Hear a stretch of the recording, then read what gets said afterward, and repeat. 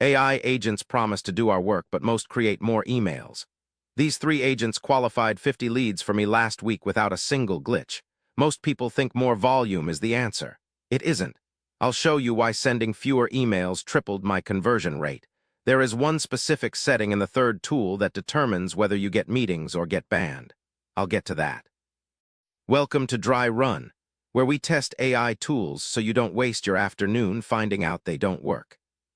If you want actual test results, not someone reading the product page, that's what we do. Subscribe. Lead generation is broken. It is 2026. Everyone has access to autonomous AI. Your prospects' inboxes are flooded with personalized AI garbage that everyone can spot from a mile away. You spend your morning deleting 40 automated pitches. Your potential clients do the same. If you use the wrong AI agents for business, you're not building a pipeline. You're burning your reputation. Most tutorials tell you to scrape a list and blast it. That is a fast way to get your workspace suspended.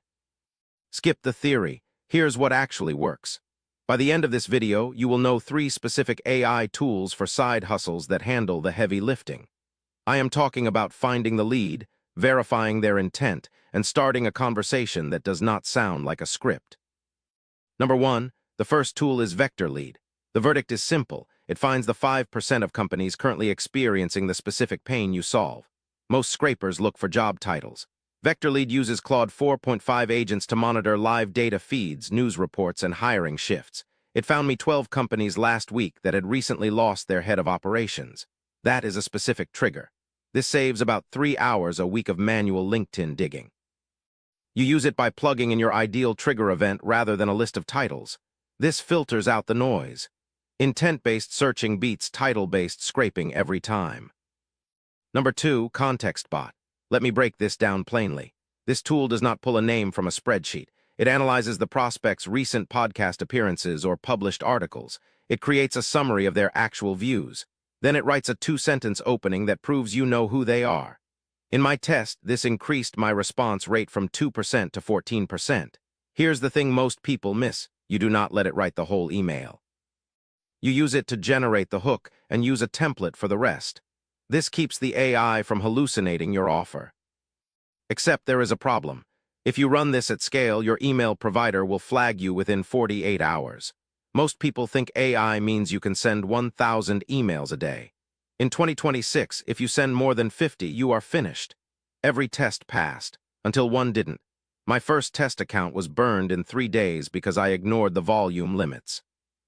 Before I get to the finding that changes everything, you must understand that deliverability is the only metric that matters. Number 3, Shield Flow. The honest answer is that your infrastructure is more important than your copy. Shield Flow is an autonomous AI that manages your email warm-up and sending frequency in real time. It detects when a primary domain is getting warm and shifts traffic to a backup. It handled 400 outgoing messages across 5 domains for me without a single bounce. It costs $40 a month. That sounds high until you realize it saves you the $2,000 cost of replacing a blacklisted domain. No fluff. Here's exactly how to do it. You connect your workspace, set your daily limit to 30 per inbox, and let the agent rotate the accounts. Automate your protection before you automate your production. Number 4, the integration layer. This is not a tool, it's a workflow. Most people try to link these tools together using Zapier and end up with a mess of broken triggers. The 2026 way is using a unified agent orchestrator. I used a tool called Nexus to bridge Vector Lead and Context Bot. It ensures that a lead only moves to the right phase if the search phase confirms high intent. This saves about 5 hours of manual data cleaning every month. Here's the thing most people miss. The agents are only as good as the data constraints you give them. If you tell an agent to find leads, it will find junk. If you tell it to find companies that mentioned a 10% budget cut in their Q3 report, it will find gold. Most tutorials won't tell you this, but the prompt is less important than the data source. That's everything for today. If one of those saves you even 30 minutes this week, it was worth your time watching. Use Vector Lead for intent, not titles. Use Context Bot for the hook, not the whole pitch. Use Shield Flow to keep your domain alive. This saves about 3 hours a week if you use it right.